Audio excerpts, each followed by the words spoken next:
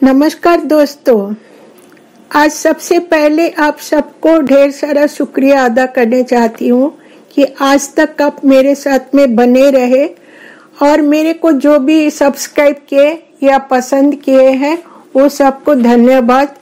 आगे भी जो मेरे साथ रहेंगे वो सब के लिए भी धन्यवाद। जो आज तक सब्सक्राइब नहीं किए या पसंद नहीं किए उनको मेरे तरफ से आग्रह है कि एक सब्सक्राइब करिए, एक बेल बटन दबाइए ताकि मेरे को भी आगे चलने का मौका मिले। फिर से एक धन्यवाद बोल करके आज का नया कहानी शुरू करती हूँ। कहानी का नाम है धोखाधड़ी। बहुत पुराना कहानी है ये।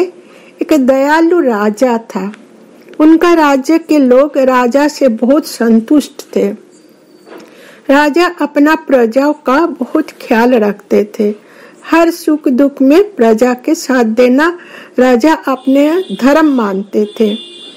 राजा का मात्र एक ही बेटी थी। राजा और रानी दोनों प्रजा के साथ साथ अपना बेटी को भी बहुत प्यार करते थे। सब ठीक ठाक चल रहा था। एक बार प्रकृति का रूप बदल गया। उस बरस देश में बिल्कुल बारिश ही नहीं हुआ। सारा खेत खलियान सब सूख गया। घर में मौजूद जितना भी अनाज थे सब उसी से घर चलने लगा। राजा अपना भंडार खोल दिए सारे प्रजाओं के लिए। खाने का बंदोबस्त तो हो गया पर पीने के लिए पानी कम पड़ने लगा। नदी नाला तो सब सूख गया। राज्य के सारे लोग दुखी होकर राजा के पास आकर रोने लगा। राजा उपाय खोजने के लिए पंडित को बुला के भेजे हैं। पंडित बोले, इस देश के बीचों बीच एक कुआं खोदिए राजा, पर उसमें आपको पानी नहीं मिलेगा। इसलिए उस कुआं को खोदने के बाद उसमें पूर्णिमा के रात में सबके घर से एक एक लोटा दूध डालने पड़ेगा। अगले ही दिन इस दान का फल स्वरूप कुआं में भर्ती पानी मिलेगा। कुआं पानी से भर जाएगा तो देश का सबका पानी का जरूरत पूरा हो जाएगा। फिर देश का मौसम भी बदल जाएगा।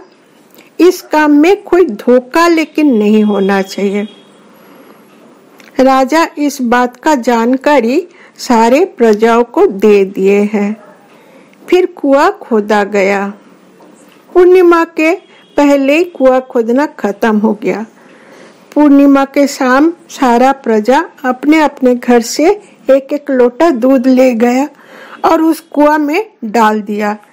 अगले सुबह जब पंडित जी कुआं का पूजा करने गया पानी निकालने से पहले, तो देखे कि कुआं तो सूखा ही रह गया। पंडित जी अपना कमंडलू से पानी छिड़का कुआं में और कुआं का पूजा करने लगा। एक बहुत ही छीनकाया दुबले पतले एक जीन कुआं से निकला और पंडित जी को बोले, हे पंडित, तुम किसका पूजा कर रहे हो? एक कुआं तो धोखाधड़ी का शिकार बना है। इसमें पानी मिलना असंभव है।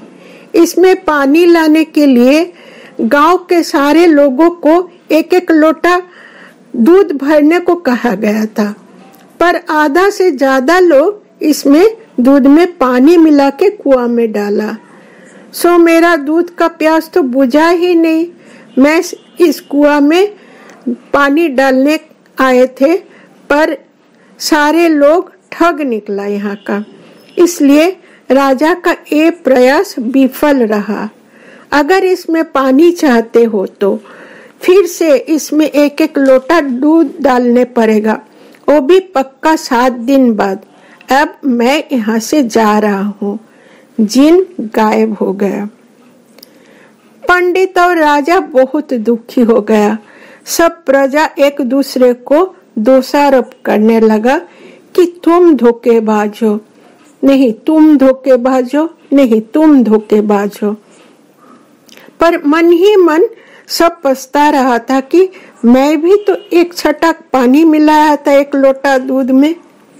ऐसे ही होता, सब मन ही मन सोचते हैं, पर अपना काम कैसे होगा ये पता नहीं करते सकता। मेरे अकेले से तो नहीं करने से कोई नहीं होगा, कुछ नहीं होगा, तो सारे लोग तो दूध डालेगा ही, मैं थोड़ा पानी डाल देंगे तो क्या हो जाएगा। ये सोच के सब अपना अपना लोटा में पानी भर के दूध के साथ मिला करके डाल दिया। इसका फल स्वरूप कुआं का जिन का प्यास बुझा नहीं, कुआं सूखा ही रह गया। दोस्तों, धोखा देने वाला कभी भी अपने लिए भी धोखा का शिकार हो सकता है, तो हमें किसी को धोखा देने से पहले अपने बारे में भी सोचना चाहिए। रुकिए दोस्त, कहानी अभी खत्म नहीं हुआ। राजा का बेटी जब सारा किस्सा सुना तो दुख से रोने लगी। बोली, अभी से और 7 दिन बाद लोग पानी का अभाव में जिएंगे कैसे? नहीं पिताजी, आप पंडित जी को बुलाइए, मैं उनसे बात करूंगी। पंडित जी को खबर दिया गया। पंडित जी आए दौड़े दौड़े। राजकुमारी बोले, पंडित जी आप फिर से कुआं का पूजा करने का आयोजन करिए। सारे प्रजाओं जो भी धोखा किया है, एक जन के लिए दूसरे सब कोई क्यों फल भोगेगा, तो मैं इसके लिए कुछ करने चाहती हूँ।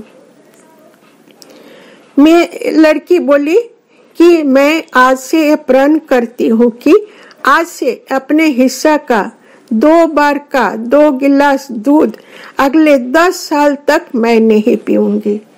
बदले में इस कुआं में पानी भर दे, ईश्वर जरूर हमारा मदद करेंगे। फिर से पंडित जी पूजा किया।